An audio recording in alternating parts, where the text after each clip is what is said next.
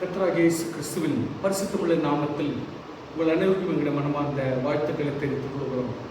My Xavier search நிச்சயமாகவே இந்த நாளின் முக்கியத்துவத்தை உணர்ந்து மதர்ஸ் டே என்கிற ஒரு முக்கியமான நாளில் மதர்ஸ் சம்பந்தப்பட்டதான ஒரு நல்ல அருமையான செய்தியை இன்று உங்களுக்குள் பரிமாறிக்கொள்ள நான் இஷ்டப்படுகிறேன். கர்த்தருடைய பிள்ளைகளே, இந்த ஞாயிறு ஆராதனை கர்த்தருடைய பிரசன்னத்தினாலும் ஆவியாருடைய அசைவாட்டத்தினாலும் கர்த்தருடைய இரக்கத்தை முன்னிட்டு நாம் துவங்குவோமாக. கர்த்தர் பெரிய காரியத்தை செய்வார்.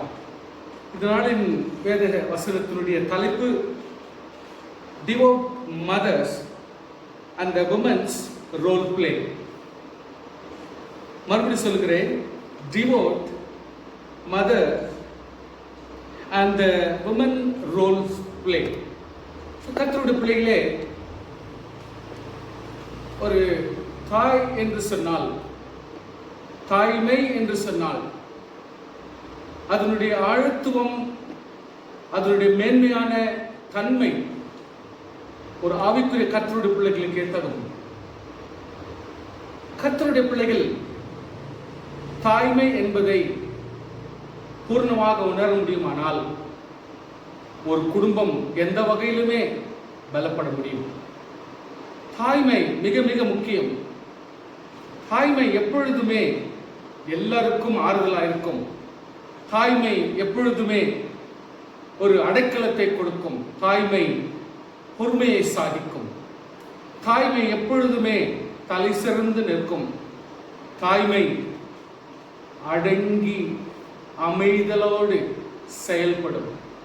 தாய்மை எப்பொழுதுமே வீராப்பை காட்டாது. தாழ்மை எப்பவுமே பெருமை பாராட்டாது. தாய்மை கர்த்தரோடு கூட இணைந்து இருக்கும். கர்த்தருடைய மகிமையிலே ஆழ்ந்து தங்கியிருக்கும். கர்த்தருடைய பிள்ளைகளே, தாய்மை என்பது எல்லாருக்குள்ளும் அமைந்திருந்தாலும் அது செயல்படுத்துகிறவர்கள் சிலராக இருக்கலாம்.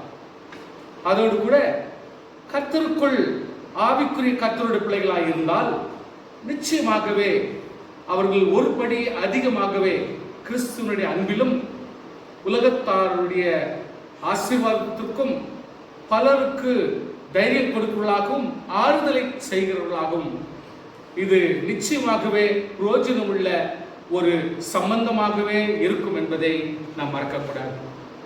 விசேஷமாக இந்த காலை ஆராதனையிலே சில முக்கியமான தாய்மை உள்ளவர்களையும் சகோதரித்துவத்திலும் கர்த்தருக்குள் இருக்கிற சகோதரிமார்களும் தாய்மார்களும் எவ்வளவு அழகாய் சில செயல்பாடுகளை செய்கிறார்கள். அவர்களுடைய முக்கியத்துவங்கள் எவ்வளவு தூரத்துக்கு ஆசீர்வாதமாக இருக்கிறது.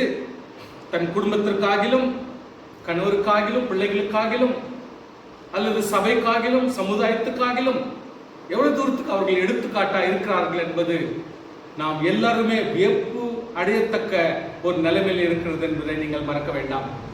கர்த்தர் நிச்சயமாகவே இத்தன்மையான தகுதி உள்ள ஒரு நல்ல மேன்மையான தாய்மை உள்ளவர்களை நாம் படிப்பது அல்லது தெரிந்து கொள்வது நம்முடைய வாழ்க்கையிலும் நாம் அப்படிப்பட்ட ஒரு வாழ்க்கையை பிரதிபலிக்க தேவனுக்கு தயவு செய்யட்டும்.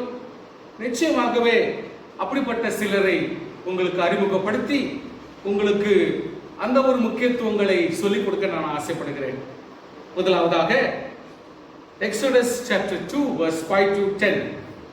யாத்ராகமம் 2ஆம் அதிகாரம் 5-10 வசனத்திலும் விமோச்சன காண்ட 2ನೇ ಅಧ್ಯಾಯ 5-10 ವರೆಗೂ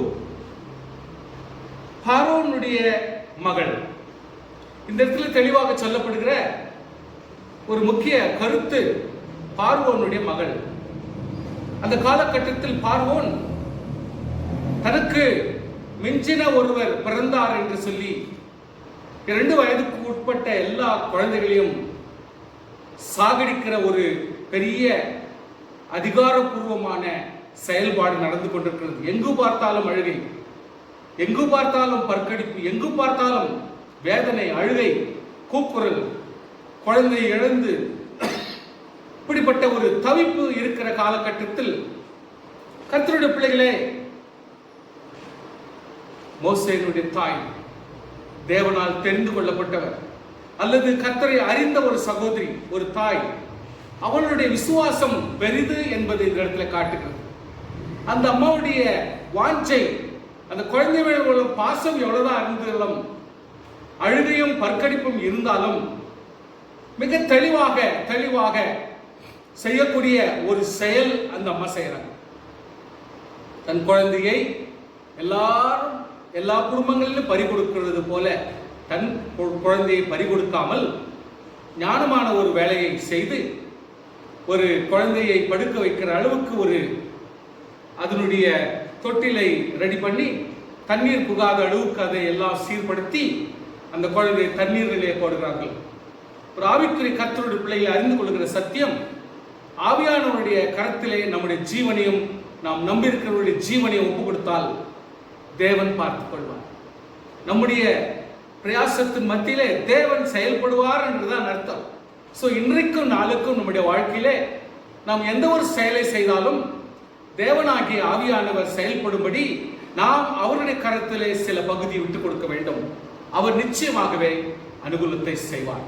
அதுபோல அந்த தாய் அந்த காரியத்தை செய்து அனுப்பும் பொழுது பார்வோனுடைய மகளே, பார்வோனே அப்படிப்பட்ட ரூல்ஸ் போட்டிருந்தாலும் பார்வோனுடைய மகளே அந்த ரூல்ஸை எதிர்த்து எபிரேயருடைய குழந்தையை தனக்கு வேண்டும் என்று சொல்லி அந்த நேரத்தில் கூட இருக்கிற சகோதரி மிரியாம் அந்த நேரத்துக்கு தகுந்தார வார்த்தையை அந்த இடத்துல சொல்லி இந்த குழந்தையை வளர்க்கக்கூடிய ஒரு எபிரேய தாயை நான் கூட்டி வரட்டுமா என்று தகுதியான நேரத்தில் தகுதியான ஆளிடம் அந்த வார்த்தை சொல்லும் பொழுது காரியங்கள் வாய்க்க பண்ணுகிறது. கர்த்தருடைய பிள்ளையே, எப்பொழுதுமே அமைதலோடு காத்திருக்க வேண்டும்.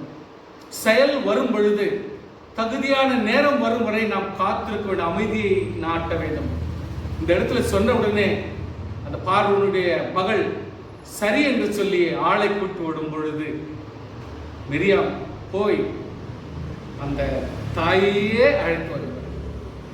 சோ கர்த்தருடைய பிள்ளையே, சொந்த மகனை சொந்த தாயை மறுபடியும் பார்த்து வளர்க்கிற அளவுக்கு சாவடிக்க வேண்டும் என்கிற சூழ்நிலை இருக்கிற காலகட்டத்திலே அதே குழந்தையை சொந்த தாயை வளர்த்து ஆளாக்கி அரண்மனையில கொண்டு போய் இது பார்வோனுடைய பிள்ளையாக வளர்க்க வேண்டிய சூழ்நிலை வந்துவிட்டது. கர்த்தருடைய பிள்ளைகளே, நம்முடைய சின்ன சின்ன செயல், சிறிய சிறிய ஞானம், சிறிய சிறிய பொறுமை, சிறிய சிறிய புத்தி, பரிசுத்த ஆவியின் மேல் நாம் வைத்திருக்கிற அந்த நம்பிக்கை எவ்வளவு தூரத்துக்கு ஒரு பெரிய ஒரு மனுஷனை, இஸ்ரவேல் ஜனங்களை நடத்தக்கூடிய ஒரு மனுஷனை உருவாக்குகிறது என்பது நம்முடைய வாழ்க்கையிலே தாய்மையிலிருந்து உணர வேண்டும்.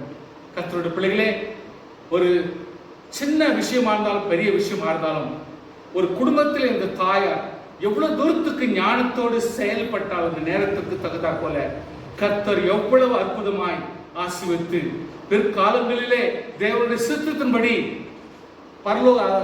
பார்வோனுடைய சகல ஞானமும், பார்வோனுடைய சகல அறிவும், பார்வோன் தேசத்தினுடைய சகல வித வித்தைகளையும் கற்றுக்கொள்ளத்தக்கவனாகவும் அதே நேரத்திலே தேவனுடைய சித்தத்தின்படி கர்த்தருடைய பிள்ளைகளை விடுதலை ஆக்குவதற்கான சகல ரகசியங்களையும் அறிந்து கர்த்தருக்கென்று செயல்படுகிற மனுஷனாக அவர்களை கர்த்தர் மாற்றி வைத்தார்.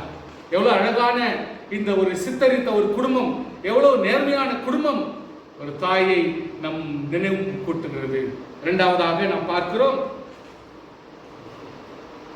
மிரியாம் என்று சொல்லப்படுகிறது. மிரியாம் மைக்கா 6ஆம் அதிகாரம் 4ஆம் வசனத்தில் மிரியாமை குறித்து சொல்லப்படுகிறது.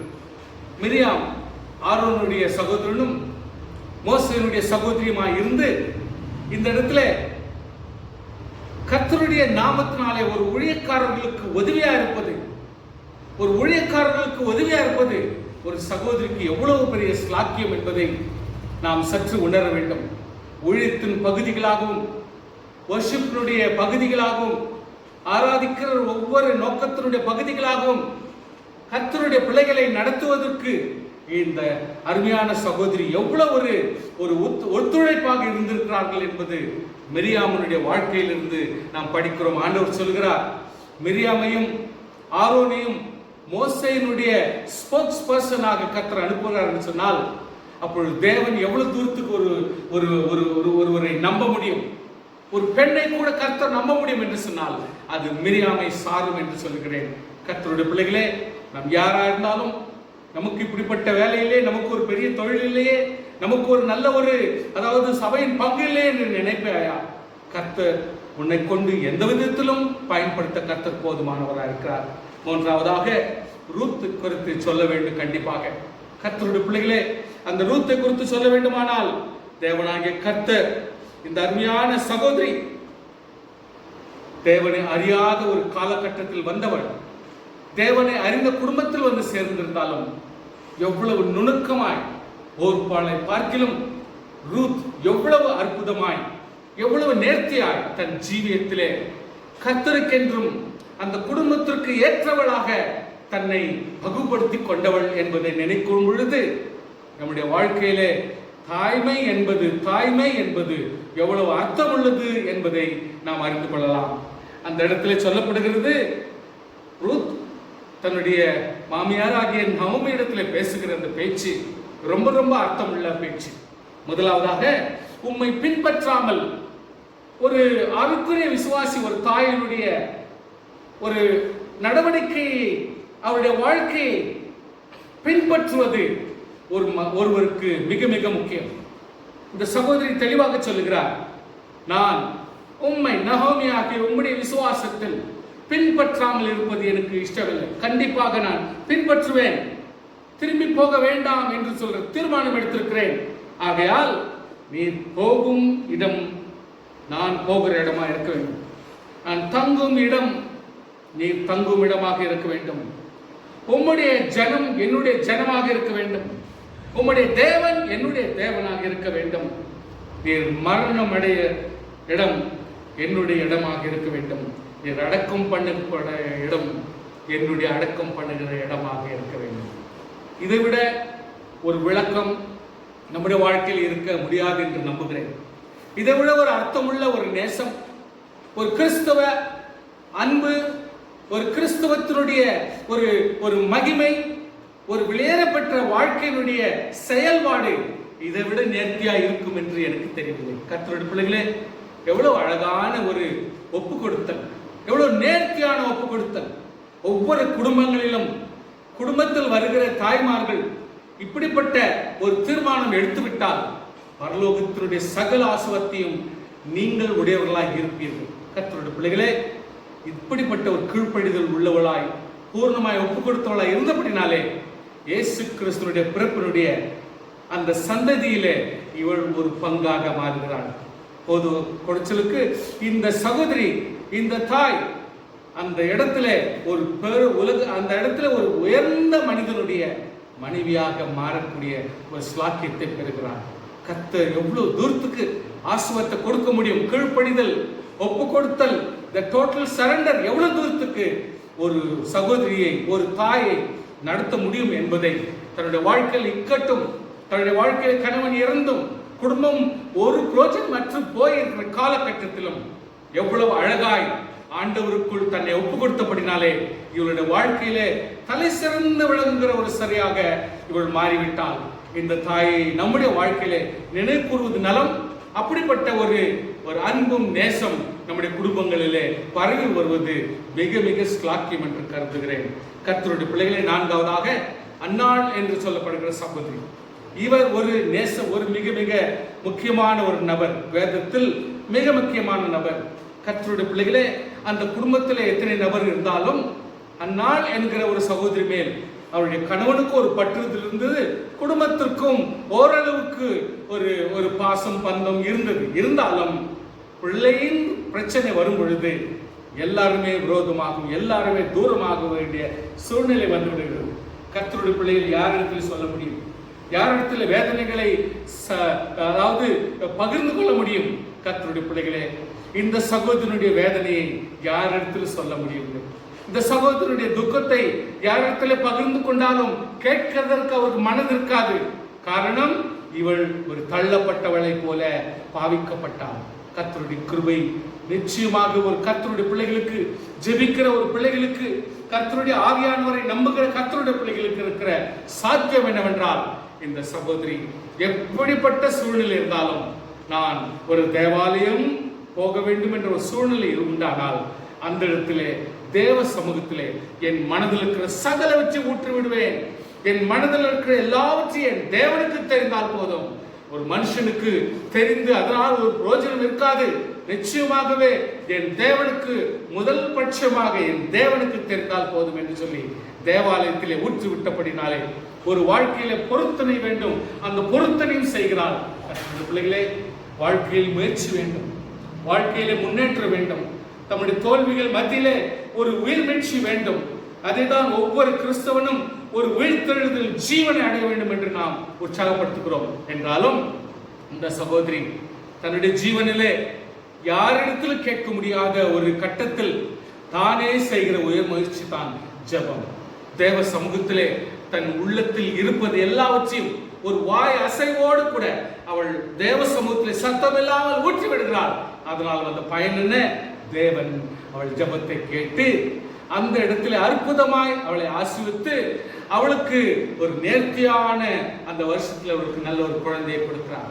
அதுக்கு பின்பாக கர்த்தர் அவளுக்கு வேண்டிய அத்தனை பிள்ளைகளையும் கர்த்தருக்கு சவதரித்து தேவனாகிய கர்த்தர் இந்த சகோதரி இன்று நாளிலே இந்த சகோதரி மிக மிக நினைக்கப்படத்தக்கவளாக ஒவ்வொருடைய கிறிஸ்தவ தாய்மாருடைய மத்தியிலே ஜெபம் எவ்வளவு அத்தியாவசியம், ஜெபம் எவ்வளவு தூரத்துக்கு முக்கியம், அவள் யார் இடத்துல சொல்ல வேண்டும், எப்படி சொல்ல வேண்டும் என்ற ஒரு கான்செப்ட் எவ்வளவு அழகாக இந்த சகோதரி சொல்லிக் கொடுத்திருக்கிறார்கள் என்றால் இதை எவ்வளவு தூரத்துக்கு தான் நாம் யோசித்து பார்த்தாலும் தேவன் நிச்சயமாகவே நம்முடைய குடும்பங்களில் ஆசீர்வாதத்தை அவர் கொடுப்பார் என்று சொல்லி நான் நம்புகிறேன். எவ்வளவு அற்புதமான ஒரு அர்த்தமுள்ள காரியம் என்று பாருங்கள். ஐந்தாவதாக உங்களிடத்தில் சொல்லுகிறேன், அபிகாயல் என்கிற ஒரு சகோதரி நினைத்து பார்க்க மிக மிக அழகாய், நேர்த்தியாய், ஒரு உத்தமமாய் கர்த்தருக்கென்று அந்த கர்த்தருடைய பிள்ளைகளுக்கு சொல்லிக் கொடுக்க வேண்டிய ஒரு பாடமா இருக்கிறது. கர்த்தருடைய பிள்ளையே, இந்த இடத்துல நாபால் என்கிற ஒரு மனுஷனும் அபிகாயல் என்கிற சகோதரியும் கணவன் மனைவியா இருந்து அந்த ஸ்திரீ மகா புத்திசாலியும் ரூபவதியுமாய் இருக்கிற ஒரு சகோதரி தன்னுடைய வாழ்க்கையில நாபால் என்கிற ஒரு கொடூரமான ஒரு மனுஷன், முரடனும் துராகிரதமாய் இருக்கிறவனும் ஆகிய அவனுக்கு வாழ்க்கப்பட்டாள். கர்த்தருடைய பிள்ளைகளே, வாழ்க்கையில எல்லாமே நமக்கு சரி வரும் என்று நம்ம சொல்ல முடியாது. நம்முடைய ஜீவனிலே இப்படித்தான் நடக்க வேண்டும் என்று சொல்ல முடியாது. சில வளர்ச்சி வரும் பொழுது, குடும்பத்தின் ஆசீர்வாதங்கள் பெருகும் பொழுது, நம்முடைய சொத்து சுதந்திரம் வரும் பொழுது மனது மாறிவிடுகிறது. ஒவ்வொருக்கும் சிலருக்கு பெருமை வந்து விடுகிறது, சிலருக்கு கொடூரமான மனது வந்துடுகிறது, சிலர் யாரையும் மதிக்கிறது இல்லை. சில ஆசீர்வாதம் வந்த உடனே யாருக்கும் கொஞ்சம் கூட இரக்கம் காட்டுகிறதே இல்லை. மிகவும் துர்பிரயோகம் பண்ணுகிற சூழ்நிலைக்கு வந்து விடுகிறார்கள். அப்படித்தான் இந்த இடத்துல நாபால் இருந்தான். கர்த்தருடைய பிள்ளைகளே, இந்த இடத்துல தெளிவாக வாசிக்கிறோம், தாவீது தன்னோடு கூட ராஜாவாக செயல்படுவதற்கு முன்பதாக 600 பேருக்கு மேல ஒரு சேவகர்கள் போல, ஒரு போர் வீரர்கள் போல இவனோடு செயல்படுகிற ஆட்கள் இவனோடு இருந்தார்கள். அவர்களுக்கு உணவு வேண்டும். பல நாட்கள் அவர்கள் சாப்பிட முடியாது. பல நாட்களும் பசியோடு இருப்பார்கள். எப்போதாவது ஒரு முறைதான் அவர்களுக்கு உணவு கிடைக்கும். இருந்தாலும் அப்படிப்பட்ட வனாந்திரங்களிலே நாபாலுடைய உதவியை நாடுகிறார்கள். நாபாலோ, என்னுடைய உணவை, என்னுடைய ஆசீர்வாதத்தை தாவீதுக்கு ஷேர் பண்ணணும் அவசியம் என்ன இருக்கிறது? அவன் யார் என்று சொல்லி ஒதுக்கி விட வேண்டிய சூழ்நிலை நாபாலுக்கு வரும். கர்த்தருடைய பிள்ளைகளே, இந்த காலகட்டத்திலே இப்படிப்பட்ட ஒரு ஜனங்கள் மத்தியிலே, இப்படிப்பட்ட போர் வீரர்கள் மத்தியிலே ஒரு விரோதமாய் பேச்சுக்களை பேசி இவன் பேசும் பொழுது, தாவீது சொல்லும் பொழுது தெளிவாக சொல்லுவான், கொஞ்சம் தயவு கிடைக்குமானால், கொஞ்சம் உடைய கண்களிலே எங்களுக்கு தயவு கிடைக்குமானால் எங்களை நினைவு கூர்ந்து எங்களுக்கு உணவும் ஆசீர்வாதத்தை கொடுக்க வேண்டும் என்று தாழ்மையோடு கேட்டுக்கொள்கிறான். ஆனால் அந்த தாழ்மையை கேட்டுக்கொள்ளத்தக்க மனது இந்த நாபாலுக்கு இல்லை. கர்த்தருடைய பிள்ளைகளே, விபரீதமான சூழ்நிலை, தாவீது அவனுடைய ஆட்களும் அவனை கொல்லத்தக்க நிலைமையிலே இருக்கும் பொழுது கர்த்தருடைய பிள்ளைகள் விஷயம் தெரிந்த அபிகாயில் உடனடியாக so swiftly எவ்வளவு ஆத்திரமாக செயல்படுகிறார். அவள் தன்னுடைய வாழ்க்கையில் என்னென்னலாம் கொண்டு போக முடியுமோ அவ்வளவு காரியத்தையும் அவள் அவ்வளவு உடனடியாக செய்து 200 அப்பங்களையும் 2 துருத்தி திராட்சரசத்தையும் சமையல் பண்ணப்பட்ட 5 ஆடுகளையும் 5 படி வறுத்த பயிற்சையும் வற்றலாக்கப்பட்ட 100 திராட்சை குலைகளையும் வற்றலான 200 அத்திப்பழ அடைகளையும் எடுத்து கழுதின் மேல் ஏற்றுக்கொண்டு வேலைக்காரரை பார்த்து நீங்கள் எடுத்து முன்பாக சொல்லுங்கள், நான் பின்னே வருகிறேன் சொல்கிறார். கர்த்தருடைய பிள்ளைகளே, தன்னுடைய கணவன் கொடூரமான மனுஷனாய் இருந்தாலும் ஒரு தாய் எவ்வளவு அழகாய், மனைவியாக இவள் எவ்வளவு அழகாய், என்னுடைய கணவன் நிச்சயமாக கொடூரமான மனுஷனாய் இருக்கலாம், ஆனால் இந்த சிறிய விஷயத்துக்காக அவன் சாகக்கூடாது என்று சொல்லி கணவனுக்காக ஒரு நேர்த்தியாய் போராடக்கூடிய ஒரு சகோதரி எவ்வளவு அழகாய் தெளிவாய் தாவீதோடு பேசுகிறார் என்றால், தாவீதை சந்தித்த பொழுது உடனடியே கழுதையிலிருந்து கீழே இறங்கி அவனை பணிந்து கொண்டு அவனை பார்த்து தெளிவாக சொல்லுகிறார். என்ன தாவீது ஐயா, நீர் பெரியவராமே, நீர் யுத்தங்களை நடத்துகிறாராமே, நீர் ஆவிக்குரிய மனுஷனாமே, நீர் ஒரு தேவனால் தெரிந்து கொள்ளப்பட்ட மனுஷனாமே, அப்படியானால் இந்த அதாவது பைத்தியம் பிடித்த இந்த மனுஷனுடைய வார்த்தையை கேட்டு நீர் ஒரு இரத்தத்துக்கு சம்பந்தப்பட்ட மனுஷனாய் மாறக்கூடாது, ஒரு கர்த்தருடைய பிள்ளை பாவத்தில் ஈடுபடக்கூடாது என்று சொல்லி அவனுக்கு இன்டைரக்டாக எவ்வளவு அழகான ஒரு புத்தியை சொல்லிக் கொடுக்கிற ஸ்திரியாக மாறுகிறார். பார்த்தீங்களா, எவ்வளவு அழகாய் பேசுகிறது கூட. சிலர் வீட்டில் அழகாய் பேசுகிற ஸ்திரீகள் பார்த்தால் எவ்வளவு மேலான காரியம், கிறிஸ்தவர்கள் என்று அறிந்து கொள்வார்கள். கர்த்தருடைய பிள்ளைகளே, இக்கட்டான நேரங்களிலும் பிரச்சனையின் நேரங்களிலும் தன்னுடைய வாழ்க்கையினுடைய முடிவு கட்டம் என்ற நேரத்திலும் எவ்வளவு சீக்கிரமாக அபிகாயில் சென்று அந்த மனுஷனை தாழ்மைப்படுத்தி கிறிஸ்தவன் என்று சொல்லி நீ கர்த்தருடைய பிள்ளையானால் அனாவசியமான கொலைக்கு சம்பந்தப்படக்கூடாது என்று சொல்லி உற்சாகப்படுத்தி தன்னுடைய கணவனை காப்பாற்றுகிறார். கர்த்தருடைய பிள்ளைகளே, இது ஒரு ஆவிக்குரிய செயல். தன்னுடைய முயற்சி, தம்முடைய வாஞ்சை, தம்முடைய சகல காரியமும் நன்மை செய்வதிலே துடிக்க வேண்டும். எந்த ஒரு விஷயத்திலும் ஒரு விசுவாசி பாவத்தில் ஈடுபடக்கூடாது, தவறிலே ஈடுபடக்கூடாது என்பதை கவனத்தில் கொண்டிருந்தால் நிச்சயமாக இப்படிப்பட்ட ஸ்திரீ செய்கிற செயலை பார்க்கும் பொழுது தேவனை கனப்படுத்துகிற ஒரு நல்ல சந்தர்ப்பத்துக்காக ஸ்தோத்திரம். தேவனாகிய கர்த்தர் நிச்சயமாக அவள் எவ்வளவு அழகாய் பேசுகிறார் சொன்னால், கர்த்தர் என் ஆண்டவனுக்கு நிலையான வீட்டை நிச்சயம் கட்டுவார். தீர்க்க தரிசனம் போல தாவீதுக்கு சொல்லுகிறார். யாருக்கு சொல்கிறார் என்று பாருங்கள். என் ஆண்டவன் கர்த்தருடைய யுத்தங்களை நடத்துகிறவராமே, நீர் உயிரோடு இருக்கும் நாளில் ஒரு பொல்லாப்பும் காணப்படாது இருப்பதாக. நீர் பொல்லாப்பு செய்கிறவனாக இருக்கக்கூடாது. உம்மை துன்பப்படுத்தவும் உடைய பிராணனை வாங்க வகை தேடவும் ஒரு மனுஷன் எழும்பினாலும் என் ஆண்டவனுடைய ஆத்மா உடைய தேவனாகிய கர்த்தர் ஆதரவில் இருக்கிற ஜீவனுள்ள கட்டிலே கட்டப்பட்டிருக்கும். உம்முடைய சத்துருக்களுடைய ஆத்துமாக்களோ கவனில் வைத்து எரிந்தார் போல எரியப்பட்டு போம். கர்த்தர் உம்மை குறித்து சொன்ன நன்மையின்படி எல்லாம் இனி என் ஆண்டவருக்கு செய்து இஸ்ரவேலுக்கு அதிபதியாக உம்மை நியமிக்கும் போது. கர்த்தருடைய பிள்ளை எவ்வளவு அழகான தீர்க்க தரிசனமாக பேச வேண்டியதை யாரிடத்துல பேச வேண்டுமோ எவ்வளவு அழகாய் பேசுகிறார் என்று பாருங்கள். நீர் விருதாவாய் ரத்தம் சிந்தாமல் என் ஆண்டவனாகி நீர் பழி வாங்காமலும் இருந்ததுண்டானால் அப்பொழுது என் ஆண்டவனாகி உமக்கு துக்கம் இராது, மன இடரலும் இராது. கர்த்தர் என் ஆண்டவனுக்கு நன்மை செய்யும் பொழுது அடியாளையும் நினைப்பீராக என்றார். கர்த்தருடைய பிள்ளைகளே, எவ்வளவு அழகான வார்த்தைகள். சொல்ல வேண்டிய ஆள் இடத்திலே எப்படி சொல்ல வேண்டும் என்ற கருத்து நம்முடைய வாழ்க்கையில் தெரிந்து கொள்ள வேண்டும்.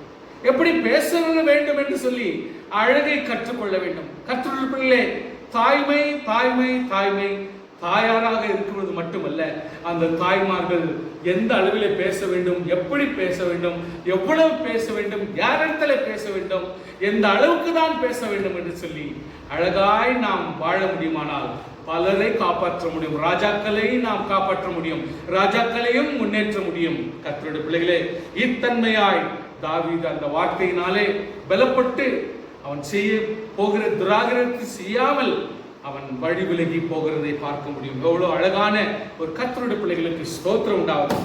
ஸ்தோத்திரம் ஸ்தோத்திரம். ஆறாவதாக உங்களுக்கு ஞாபகப்படுத்துகிறேன், ஹுல்தா என்கிற ஒரு தீர்க்கதரிசினி. ஏன் தீர்க்கதரிசியாக இருக்க முடியாத? கண்டிப்பாக இருக்கலாமே. இவள் எப்படிப்பட்ட முதல் தரமான ஒரு தீர்க்கதரிசியாக இருந்தார். ராஜாக்கள் வந்து தேவன் என்ன எங்களை குறித்து சொல்லுகிறார் என்று கேட்கிற அளவுக்கு ஹுல்தா ஒரு பெரிய அதாவது மேன்மை உள்ளதான தீர்க்கதரிசினியாக இருந்தார். கர்த்தருடைய பிள்ளைகளே, நிச்சயமாகவே இவளுடைய தீர்க்க தரிசன வார்த்தைகளையும் வரத்தையும் பிரயோஜனப்படுத்திக் கொள்ள அநேகர் இவள் வீட்டுக்கு வந்து காத்திருந்து தீர்க்க தரிசன வார்த்தைகளை பெற்று செல்வார்கள். அதே போலவே உங்களுக்கு தெரிந்திருக்கிறபடி தெபோரா என்கிற சகோதரி, நியாயாதிபதிகள் 4:4 வாசிக்கிறோம், லபிதோத்தின் மனைவியாகிய தெபோராள் என்னும் தீர்க்கதரிசியானவள் இஸ்ரவேலை நியாயம் விசாரித்தாள். இஸ்ரவேலை நியாயம் விசாரிக்க முடியும். தீர்க்கதரிசனம் இருக்குமானால், கர்த்தரிடத்திலும் மனுஷரிடத்திலும் சம்பந்தம் இருக்குமானால், நேர்மையாக வாழ முடியுமானால், பரிசுத்தமாய் ஜீவிக்க முடியுமானால், ஒரு தாய் இஸ்ரவேலை கூட ஆள முடியும் என்பதுதான் இந்த இடத்திலே நாம் தெரிந்து கொள்கிற சத்தியம். கர்த்தர் நிச்சயமாகவே உதவி. 2-3 சகோதரனுடைய தாய்மாருடைய விவரத்தை உங்களுக்கு சொல்லி நான் உங்களை உற்சாகப்படுத்த வேண்டும் விரும்புகிறேன். 8ஆவதாக, the daughters of Shalom rebuilt the walls of Jerusalem. நெகேமியா எருசலேம் வால் இடிந்து விழுந்திருக்கிறதை ராஜாவிடத்தில் சொல்லி கட்டி கொண்டிருக்கும் பொழுது டாட்டர்ஸ் ஆஃப் ஷலோம், ஷலோமுடைய பெண் பிள்ளைகள் நெகேமியாவோடு கூட சேர்ந்து நம்மால் முடிந்த காரியத்தை நாம் செய்வோம், நமக்கு சம்பந்தப்பட்ட இடங்களில் வரைக்கும் அந்த எருசலேம் வால் நாம் கட்டலாம் என்று சொல்லி ஷல்லூம் என்கிற சகோதரனுடைய மகள்கள் ஜெருசலேம் வால் கட்டுகிறார். அவர்களால் எவ்வளவு முடியுமோ அவ்வளவு தூரத்துக்கு அவர்கள் பக்கத்தில் இருக்கிறதை உதவியாக செய்கிறார்கள். கர்த்தருடைய பிள்ளைகளே, இதை கூட செய்ய முடியுமா? சிவில் இன்ஜினியரிங் ஒர்க் கூட ஒரு சகோதரிமார்கள் செய்ய முடியுமா என்றால் நிச்சயமாக செய்ய முடியும். கர்த்தர் மனது வைத்தால் கீழ்ப்படுகிற சகோதரியும் தாகமுள்ள சகோதரி ஒப்புக் கொடுக்கிற சகோதரி இருந்தால் நிச்சயமாகவே தேவனுடைய பிள்ளைகளுக்குரிய காம்பவுண்ட் வால் கட்ட வேண்டும் என்று சொல்கிற காரியத்தில் வாஞ்சை இருந்தால் நிச்சயமாக செய்ய வேண்டும். கர்த்தர் உங்களையும் அப்படியே ஆசீர்வதிப்பார். எஸ்தரை குறித்து உங்களுக்கு நன்றாய் தெரியும். கர்த்தருடைய கிருபை எவ்வளவு கர்த்தர் நேர்த்தியாய் தெரிந்து கொண்டார். அறியாததும் தெரியாததுமான குடும்பத்திலிருந்து தெரிந்து கொண்டு எந்த விதத்திலும் பாதிக்கப்படாமல் கர்த்தருக்கென்று கீழ்ப்பணிந்து மனுஷருக்கும் தங்களை ஒப்புக் கொடுத்த சகோதரி வாழ்ந்திருப்பாள் என்பதற்கு எவ்வளவு அர்த்தமுள்ள சாட்சி. இந்த இடத்துல எஸ்தர் புத்தகத்தில் வாசிக்கிறோம், implementing a strategy to rescue the Jews from all over the world. உலகத்தில் உள்ள எல்லா யூதர்களுக்கு விரோதமாய் ஏற்படுகிற சதி திட்டத்தை ஒழிக்கும்படிக்கு ஆண்டவராகிய கர்த்தர் தகுதியான நேரத்தில் எஸ்தர் ராஜாத்தியை கர்த்தர் தெரிந்து கொண்டார். What a great mother she is. எவ்வளவு தூரத்துக்கு தனக்கு சாதகமான ராஜாவோடு தாழ்மையோடு தன்னை ஒப்பு கொடுத்து சாதனை படைக்கக்கூட முடியுமானால் எவ்வளவு அழகான ஒரு ஸ்திரீ இந்த எஸ்தராக இருக்க முடியும். ஏன் நம்முடைய வாழ்க்கையிலே நாம் பல நேரங்களிலே பெயர் வைத்துக் கொள்வது போதுமா? கர்த்தருக்கென்று நாம் வாழ வேண்டாமா? செயல்பட வேண்டாமா? பலருக்காக உதவியா இருக்க வேண்டுமா? நம்முடைய ஸ்தானத்திலே எதை செய்ய முடியும்? எப்படிப்பட்ட உதவியா இருக்க முடியும்? எப்படிப்பட்ட ஆறுதலை செய்ய முடியும்? எப்படிப்பட்ட ஒரு விடுதலையை நம்மால் கொடுக்க முடியும் என்பதை நம்முடைய திறமையை கொஞ்சம் உணர முடியுமானால் நிச்சயமாய் கர்த்தர் நம்மை உபயோகப்படுத்துவார் என்பதிலே சந்தேகமே இல்லை. கர்த்தருடைய பிள்ளைகளே, 10ஆவதாக தெளிவாக சொல்லுகிறேன், கடைசிக்கு முன்னதாக நாமான்ஸ் மெய்ட். நாகமானுடைய ஒரு வேலைக்காரி, ஒரு சின்ன குழந்தை இருந்தாலும் army general being healed of leprosy. Army general தன்னுடைய வாழ்க்கையிலே அதிகாரம் உள்ளவனும் பல செயல்பாடுகளை செய்கிற இந்த மனுஷனுடைய வாழ்க்கையிலே லெப்ரசி என்கிற ஒரு காரியம் இவனை மிக மிக வேதனைக்குள்ளாக்கி கொண்டிருக்கிறது. உள்ளுக்குள்ளாக்க வெளி சொல்ல முடியாமல் வேதனையோடு காணப்பட்டான். கர்த்தருடைய பிள்ளையே, ஒரு அடிமை குழந்தை, ஒரு அடிமை குழந்தை அந்த வீட்டில் வேலை செய்தாலும் அவளுக்கு இருக்கிற வாஞ்சி, அவளுக்கு இருக்கிற நோக்கம், அவர் ஏன் எலியா நம்முடைய ஐயாவிடத்தில் போனால் நிச்சயமாகவே சுகப்படுத்துவாரே, அப்படி இருக்கும் பொழுது ஏன் இவர் லெப்ரசியோடு இருக்க வேண்டும்? அவருடைய வாழ்க்கையில வந்த கேள்வியை பாருங்கள். ஏன் நம்முடைய எஜமான் லெப்ரசியோடு இருக்க வேண்டும்? ஏன் குஷ்டரோகத்தோடு இருக்க வேண்டும்? இவருடைய தகுதி ஏற்றார் போல இவர் பலப்பட வேண்டாமா என்று சொல்லி ஆசீர்வாதத்தினுடைய வாய்க்கால் இருக்கும் பொழுது ஏன் ஒரு மனுஷன் வேதனைப்பட வேண்டும் என்று சொல்லி கர்த்தருடைய பிள்ளைகளே, இப்படிப்பட்ட ஒரு சின்ன பிள்ளையா இருந்தாலும் ஒரு தாய்மை எவ்வளவு அழகாய் செயல்படுகிறது என்பதை நீங்கள் பாருங்கள். கர்த்தருடைய தயவு, அவள் ஒரு வார்த்தை சொல்லி நிச்சயமாக அந்த இடத்துல சென்று, என் ஆண்டவன் சமாரியாவில் இருக்கிற தீர்க்கதரிசியிடத்தில் போவாரானால் நலமா இருக்கும், அவர் இவருடைய குஷ்டரோகத்தை நீக்கிவிடுவார் என்றார். செய்ய வேண்டியதையும் சொல்ல வேண்டியதையும் தகுதியான ஆளிடத்திலே சொல்லிவிட்டால் ஆண்டவர் செயல்படுவார்.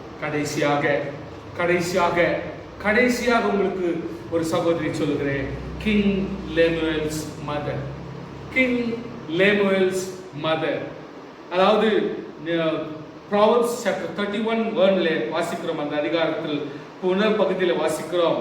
She teaches theological words, theological teachings and inspired messages. எவ்வளவு தூரத்துக்கு ஒரு குடும்பம், ஒரு சகோதரியும் குடும்பத்தின் தலைமையும் எப்படிப்பட்டதா இருக்க வேண்டும் என்று சொல்லி வித்தியாசமான ரீதியிலே சித்தரித்து போதிக்கிற ஒரு போதகத்தை பார்க்கிறோம். That is King Lemuel's mother.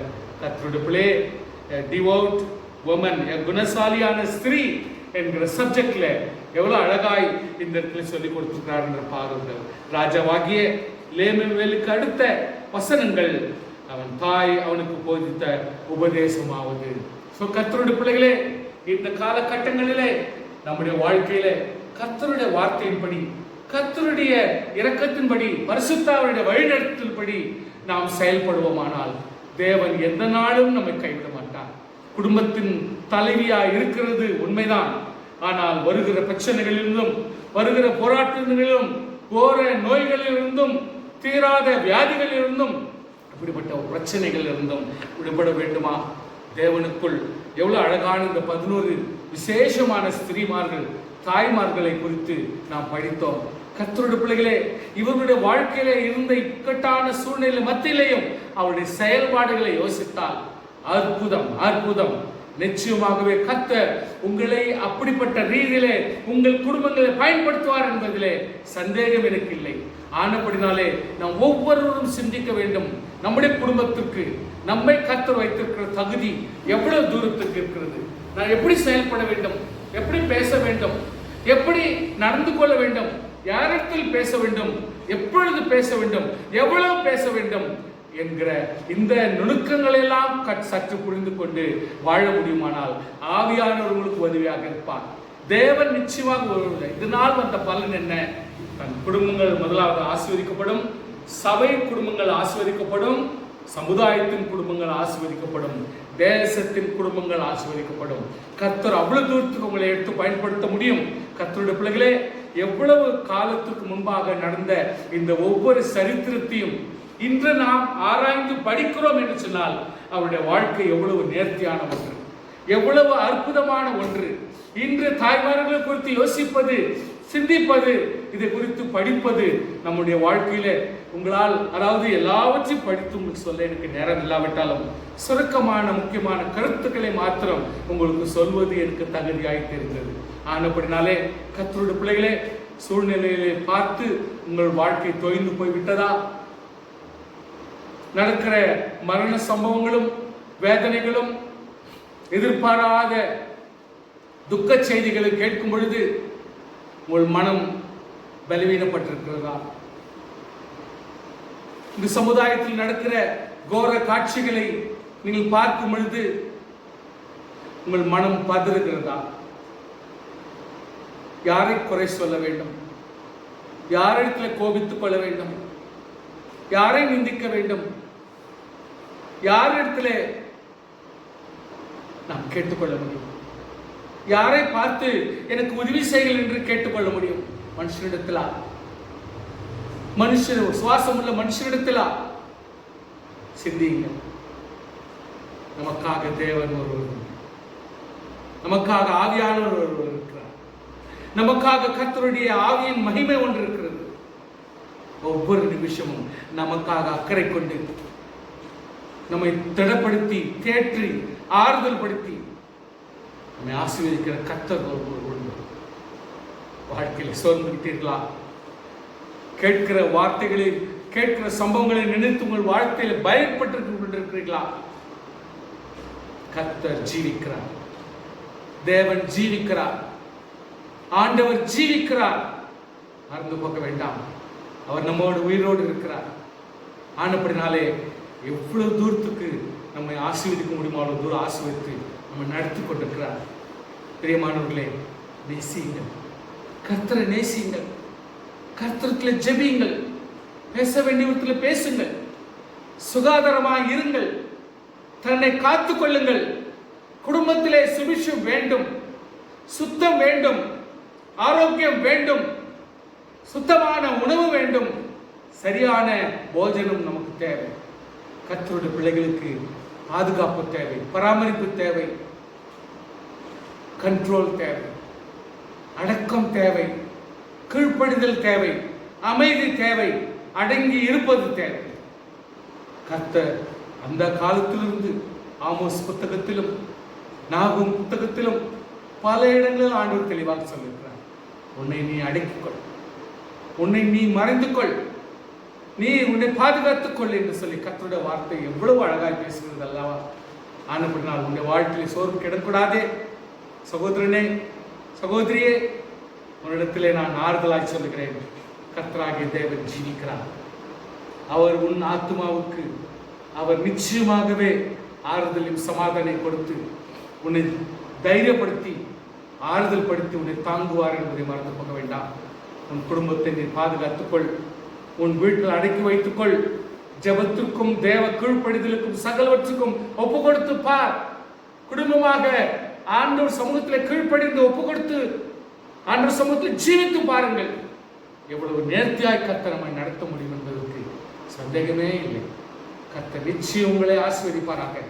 இந்த தாயார் தினம், இந்த மதர்ஸ் டே நிச்சயமாகவே நம்முடைய வாழ்க்கையிலே ஒரு திருப்பு முனையாக மாற்றுவதாக, நம்முடைய குடும்பங்களிலே ஒரு பெரிய மாற்றத்தை உண்டு பண்ணுவதாக. ஜெபம் செய்யலாமா?